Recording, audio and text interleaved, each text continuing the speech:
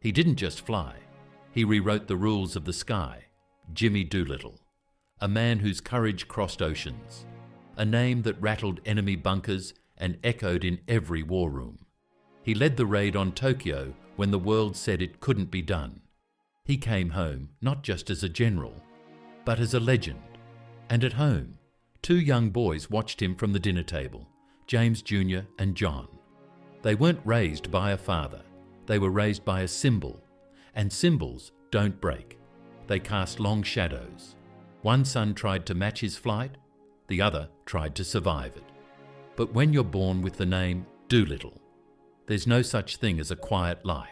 Subscribe if you believe not every crown should be worn in silence. He didn't grow up with toys, he grew up with propellers. While other boys watched cartoons, James Jr. watched his father lead a squadron into fire. He saw his name etched into medals before he ever learned how to salute, because his father was no ordinary man. Jimmy Doolittle didn't raise a family. He raised a myth, and James Jr. He was the first to carry it. They called it honor, but it was pressure. Cold, silent pressure that never left the room. He flew because it was expected. He led because he had to. He smiled because legends don't crack. But every salute carved deeper. Every mission blurred the line between the man and the myth he was supposed to replace. He wasn't just flying. He was chasing something he was never allowed to question. And somewhere, behind the rank, behind the cockpit glass, James Jr. started to disappear.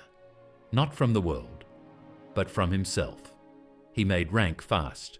Too fast. Major, commander. Leader of men who had no idea what name weighed on his back, he flew the F-101 Voodoo, a machine built for speed, built for war. So was he. But not for peace. He had the medals, the perfect salute, the same cold eyes his father wore at press briefings. But inside, the storm was no longer in the sky. It was in him. Every mission buried something. Every order he gave was a whisper further from the boy who once stared at his father's boots in silence. There were no breaks, no softness, not in the cockpit, not at home, not in the mirror. They say he had it all, but they didn't see the cost. No one does until the silence gets louder than the name. And in 1958, inside an office at Bergstrom Air Force Base, Major James Doolittle Jr. placed the final full stop on a sentence he never got to write. A single shot, not from enemy fire, but from the weight of everything he could never say. No explosion, no wreckage, just silence. And a name that suddenly felt heavier than ever. He had survived every enemy the sky could throw at him. Flak, fire, fate. But Jimmy Doolittle was not ready for this. A telegram, a name he had given, now printed beside a word he had never imagined. The man who once bombed Tokyo into submission could not command his own heartbeat. He stared at the wall, the medals above his desk suddenly looking like gravestones. They called him a hero. They called his son Major Doolittle. But inside that house, no one said a word. Not Josephine, not Jimmy, not anyone, because legends don't cry. They fold the flag, salute the silence, and pretend that's strength. For the first time, the sky that had always listened to him refused to answer back. He would never speak of it publicly, not once, not in interviews, not in memoirs. The same man who had roared through storms now spoke only in nods and empty glances. The world saw a warrior. The family saw a father, with no words left.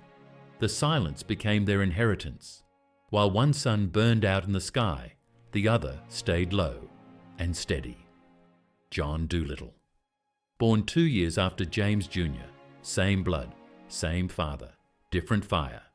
He didn't chase glory. He followed orders. He didn't raise his voice. He raised 5 children. West Point graduate, class of 1946. Too late for the bombs of Europe, but just in time for the next 2 wars. He flew in Korea, then again in Vietnam.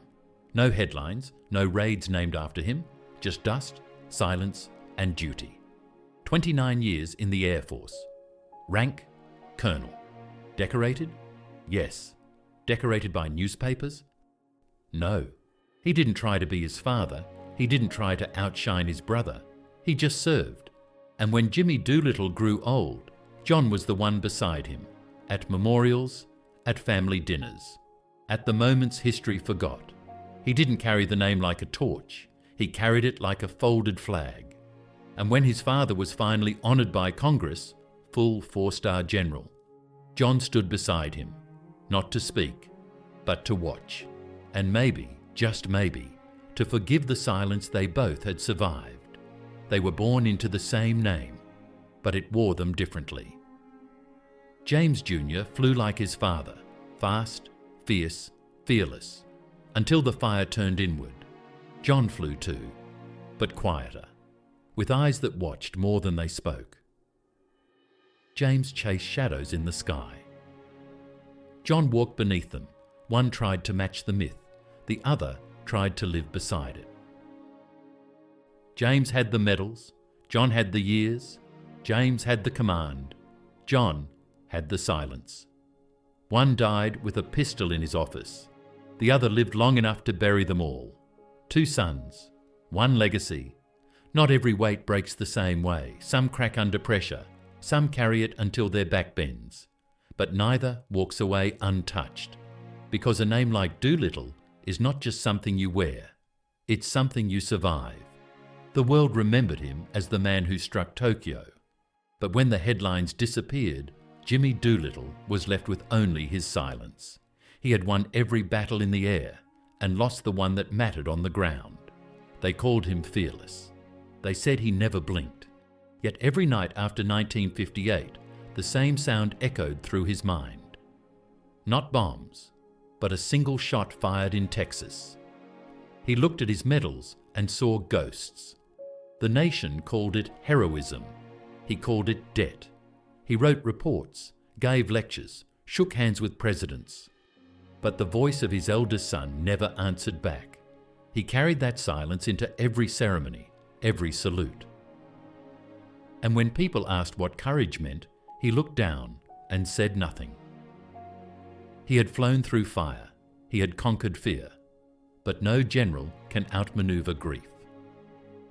In those years, the Doolittle home became a museum of memory, photographs instead of laughter, stories told in half sentences, a family stitched together by duty, not by peace.